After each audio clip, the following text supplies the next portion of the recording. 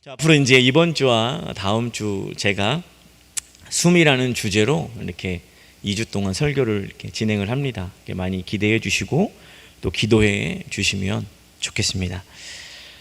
창세기 오늘 2장 7절 한 절 말씀이지만 이 말씀 속에 우리가 발견할 수 있는 것들이 너무나 많다고 저는 말씀을 준비하면서 깨달았습니다. 오늘 말씀 가운데 하나님께서 우리에게 무엇을 주시는지 또 무엇을 주실지 또 하나님이 어떤 분이신지를 확인하는 귀한 시간 되시기를 주님의 이름으로 축복합니다. 먼저 설교를 시작하기 전에 오늘 박사님의 글을 인용하도록 하겠습니다. 숨을 쉰다는 것은 의학 박사님이십니다. 숨을 쉰다는 것은 경이로운 일이다. 코로 숨을 쉬는 것만큼 중요한 일도 없다. 밥을 먹지 않으면 40일 이상을 살 수 없고 물을 마시지 않으면 7일을 넘기기 어렵다. 숨을 쉬지 않으면 3분을 버틸 수 없다. 또 숨은 생명의 현상이 아니라 생명 그 자체이다. 호흡이 끊어지지 않고 이어진다는 것만큼 아슬아슬하고 기적적인 일은 없다. 우리는 매 순간 기적을 체험하고 있다. 네, 오늘 박사님이 쓰셨는데요.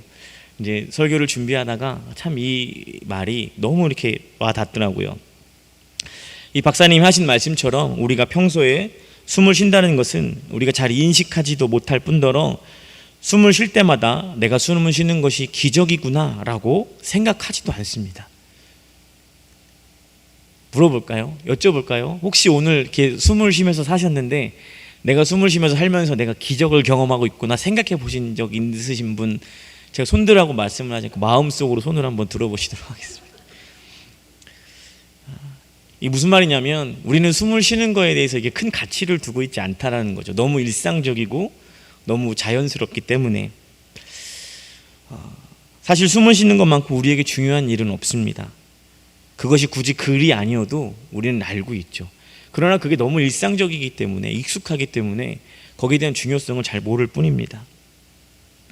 이 숨을 쉰다는 것은 살아있는 것과 죽었다는 것을 확인할 수 있는 가장 분명한 차이입니다. 그죠? 이제 돌아가신 분들을 보시면 이렇게 숨이 멎잖아요. 이제 저희 어머니가 돌아가실 때도 보니까 산소 포화도라고 해서 숨을 쉬지만 그 숨이 이 몸 피 안에 얼마나 이렇게 들어가는지 그 포화도가 나타나더라고요. 근데 이제 의사들은 대부분 그게 떨어지는 걸 보고 언제쯤 돌아가시겠구나라는 것들을 이제 파악한다고 하더라고요. 그만큼 이 살아있는 것과 죽은 것의 가장 큰 차이점은 숨을 쉬느냐 쉬지 않느냐라는 거죠.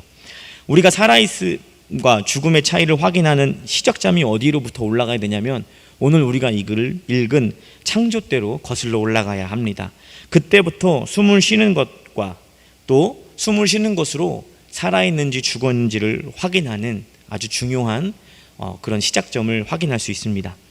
오늘 말씀을 보면 여호와 하나님이 땅의 흙으로 사람을 지으시고 생기를 그 코에 불어넣으시니 사람이 생명이 되니라 라고 말씀하고 있습니다. 하나님께서 사람을 만드실 당시에 재료는 두 가지입니다. 먼저는 사람의 몸을 뭘로 만드셨죠? 흙으로 만드셨습니다. 그러나 사람을 흙으로 만들었지만 아직 살아있는 상태다라고 말할 수 없죠. 살아있다고 말할 수 있는 상태는 하나님께서 비로소 그 코에 생기를 불어넣으신 이후에 살아있는 상태가 되었습니다. 여기서 인간의 몸을 흙으로 만들었다는 말이 늘 우리가 많이 들었기 때문에 별로 그렇게 큰 의미로 별 생각 없이 들으시겠지만 놀라운 사실은 하나님께서 인간을 만드실 때 쓰였던 재료, 그 재료가 죽으면 다시 처음 만들었던 그 재료로 돌아간다는 사실을 오늘 말씀 속에서 우리는 확인할 수 있습니다. 사람이 죽으면 흙으로 간다 그냥 이렇게 생각되어지시잖아요. 근데요, 몸은 죽으면 흙으로 갑니다. 그러면 영혼은 어디로 갑니까? 혹시 생각해 보신 적 있으십니까? 사람을 두 가지로 만들었는데요. 하나는 흙과 하나는 하나님의 불어주신 생기로 말미암아 만들어졌습니다. 그러면 몸은 흙으로 가는데 우리의 영혼은 하나님께서 불어넣으신 그 생기는 어디로 가냐는 거죠. 그것은 소멸되지 않고 하나님이 우리에게 하나님의 것을 나누어 주신 것이기에 그것은 사라지지 않고 없어지지 않고 다시 하나님 앞으로 갑니다. 죽음 이후에 심판을 받는다 할 때 우리의 몸을 이루는 원재료였던 두 가지는 분리가 되어 육신은 원래 재료였던 흙으로 하나님이 주신 그 영혼은 다시 하나님 앞으로 올라가게 되는 것이죠.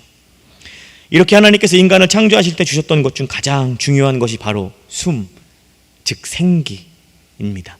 오늘 이 생기는 성경에서 여러 가지로 번역되고 있습니다. 숨, 호흡, 기운, 영혼, 살다, 활발하다, 생명 등 성경 곳곳에서 다양하게 번역되고 있습니다.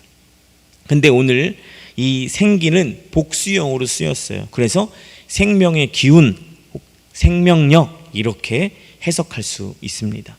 하나님께서 인간에게 불어넣으신 이 생기는 하나님만 소유하고 계셨던, 오직 하나님만 갖고 계셨던 것을 인간에게 주신 겁니다. 성경 곳곳에서 하나님은 이스라엘 백성에 그리고 모든 피조물에 대한 소유권을 주장하십니다. 그 이유가 어디 있습니까? 쉽게 말하면 저와 여러분, 그 생명을 허락하신 분이 하나님이시기에 우리는 하나님의 것이다 라는 거죠. 성경 곳곳에서 하나님은 그 소유권을 우리에게 말씀하고 있습니다. 이 말을 조금 더 깊게 들어가 보면 하나님이 우리의 생명의 주인이시다 라는 거죠. 저는 오늘 이 명제를 갖고 여러분들과 말씀을 나누려고 합니다. 욥을 보면 자신의 삶의 주인이 하나님임을 이렇게 고백하고 있습니다.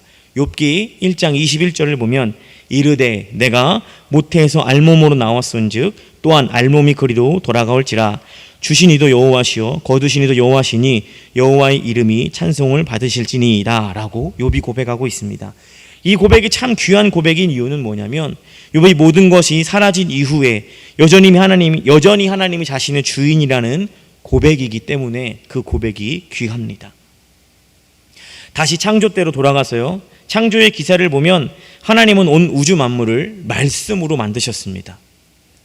유독 인간만 손수 흙으로 만드시고 인간에게만 그 코에 생명력을 불어넣으셨죠. 이런 농담이 있습니다. 원비는 손으로 빚으시고 우리는 발로 이렇게 대충 빚으시고 막 이렇게.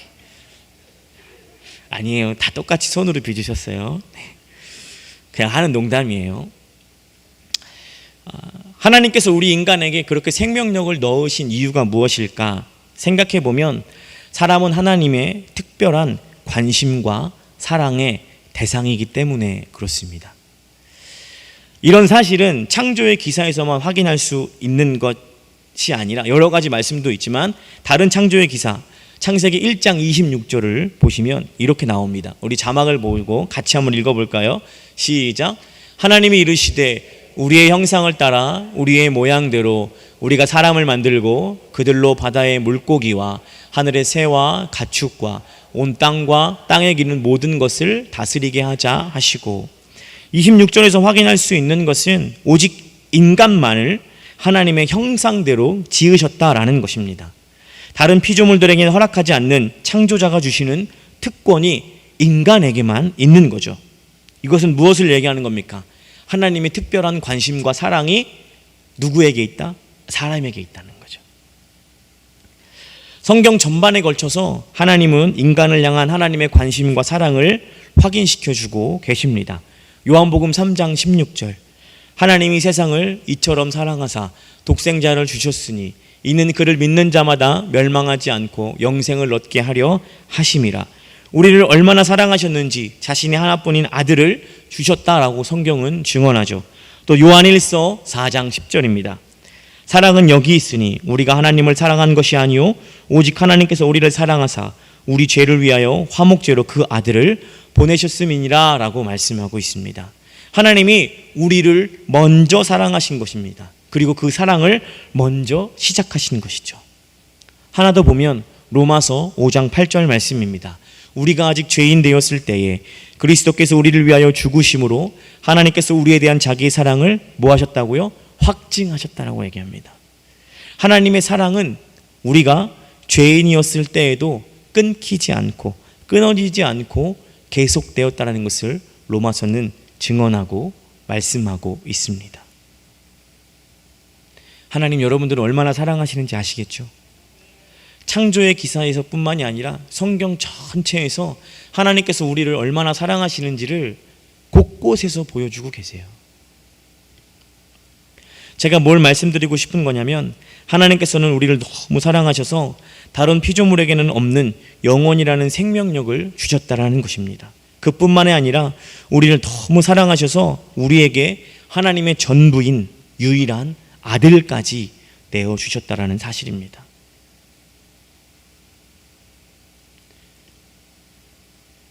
이러한 사실이 우리가 어찌할 줄 몰라 하는 감격스러움이 있어야 합니다. 이런 말씀과 구절을 들을 때에 우리 마음속에 어찌할 수 없는 그 감격이 어찌할 수 없음 그런 마음이 들어야 한다는 거죠.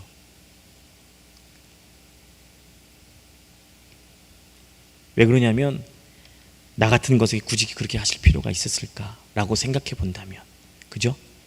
나 같은 죄인에게 굳이 그렇게까지 하실 필요가 있었을까라고 돌이켜 본다면 하나님께서 우리를 사랑하신다라는 이 사랑의 고백, 이 고백 자체가 그 고백이 너무 감격스러워야죠.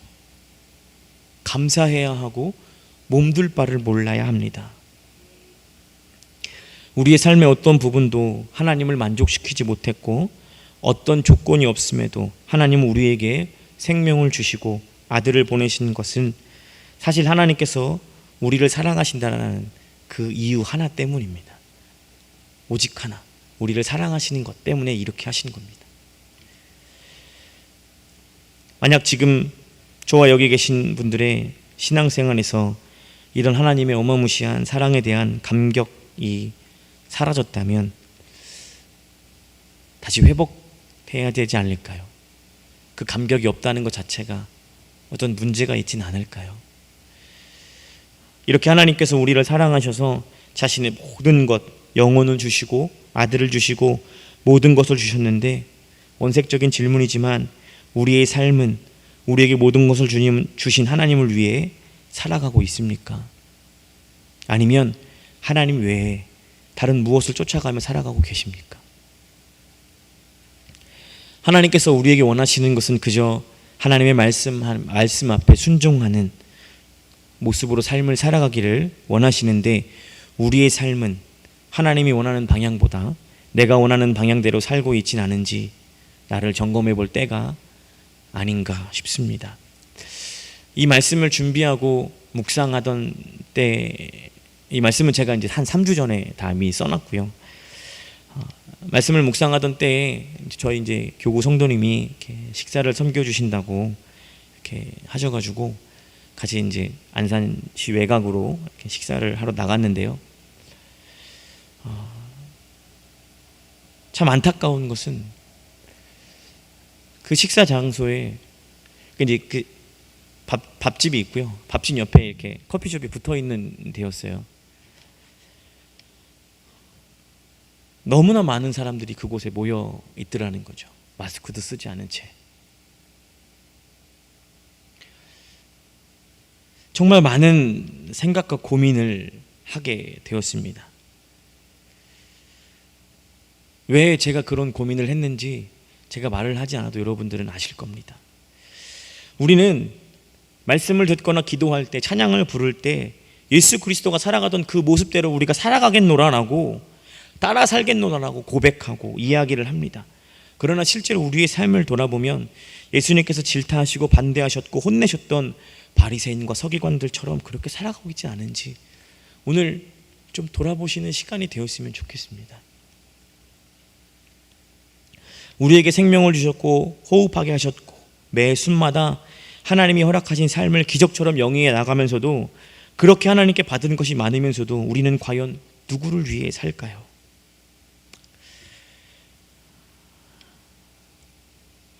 저는 그 자리에서 식사를 하고 차를 마시면서 진짜 우리의 삶의 주인은 누굴까? 정말 하나님을 믿는 사람들이 주인은 하나님이 맡기는 한 걸까? 복잡한 생각과 많은 질문들 속에 질문들이 제 머릿속에 맴돌았습니다. 우리는 하나님을 사랑하면서 주일에 예배는 나오지 않으면서 우리의 모든 삶의 경제활동, 건강활동, 사람을 만나거나 모든 것들은 다 하고 계시지 않습니까? 여기 계신 분들은 사실 그런 분들이 아니라는 걸 알고 있어요. 여기까지 오셨다는 건 나는 그렇게 사는 사람이 아니라는 거죠. 사실은 여기 안 계신 분들이 이런 설교를 들어야 하죠. 이거는 설교를 듣는 분도 부담스럽고 하는 저도 부담스럽습니다. 그러나 앞에 선 사람은 성도를 깨우고 돌이키게 하는 것이 저의 몫이고 제가 또 하나님께 받은 사명이기에 할 말은 해야죠. 우리를 사랑하신 하나님을 내가 필요할 때 잠깐 끄집어내어 쓰고 필요 없다 싶으면 다시 주머니 안으로 집어넣는 것은 사랑이 아닙니다. 사랑을 빙자한 갈취이고 폭행입니다. 우리는 우리의 삶을, 우리의 모든 생을 살게 하시고 여기까지 있게 하신 그 하나님이 우리를 붙드셨는데 우리는 하나님을 어떻게 생각하고 있는지 다시 한번 오늘 말씀 속에서 나의 신앙을 돌아보시면 좋겠습니다. 제가 교제하는 어떤 목사님이 이런 말씀을 하셨어요. 그분이 이제 통화하는 중에 세상 속의 기독교가 인정받고 박수받았던 시기는 중세시대밖에 없습니다.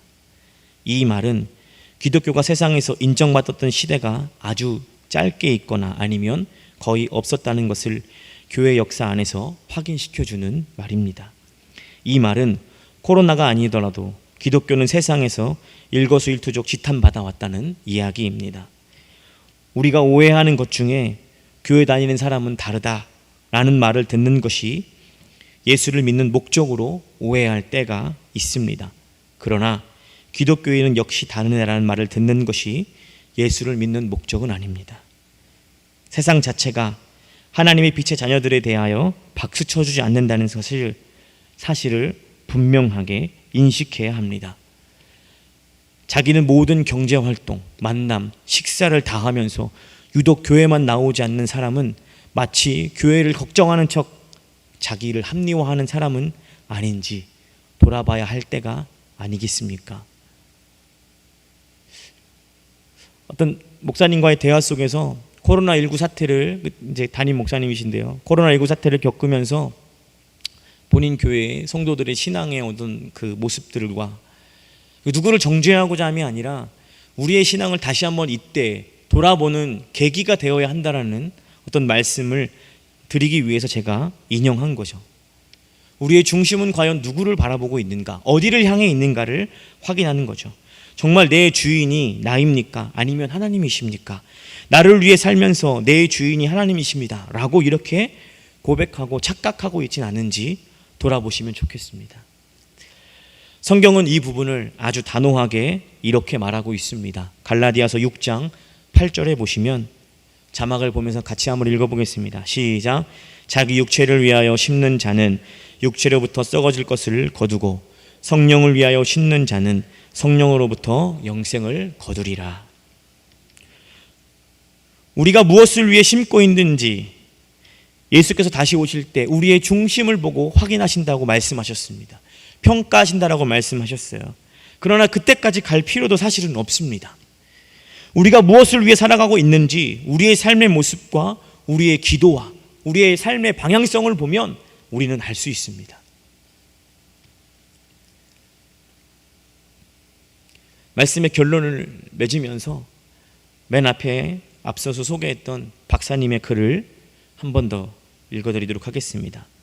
숨은 단순히 산소를 마시고 이산화탄소를 배출하기 위한 기초작용이 아니다. 하나님이 우리의 영혼까지 스며들어 오시는 것을 말한다. 숨이 깊고 잔잔하면 몸이 건강해진다.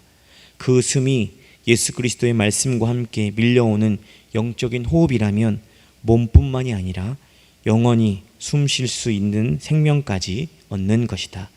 우리는 지금 이 순간에도 숨을 쉬고 있다라고 선한목자병원 원장이신 이창우 박사님이 이렇게 말씀하셨습니다. 우리의 한숨 한숨이 하나님께서 우리에게 스며들어오고 계신다라고 박사님은 말하고 있습니다. 우리가 숨을 쉴 때마다 하나님께서는 우리와 함께 하신다라는 말씀입니다. 그리고 숨을 쉴 때마다 우리의 생명의 주인이 누구인지 우리에게 확인시켜주고 있다라는 사실입니다.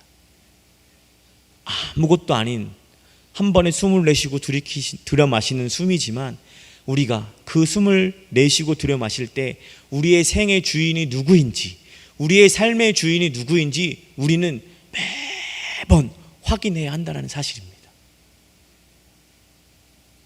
우리의 생의 주인이 누구인지 우리가 숨을 쉴 때마다 확인한다면 우리가 누구를 위해 살아야 하고 누가 우리의 삶의 목적과 주인이 되어야 하겠습니까? 너무 뻔한 질문 아니고 너무 뻔한 답 아니겠습니까? 욥은 이렇게 고백합니다. 하나님께서 자신을 어떻게 지켜보고 계시냐라고 물었을 때 그의 고백은 침 삼킬 동안 나를 놓지 아니하신다라고 말하고 있습니다.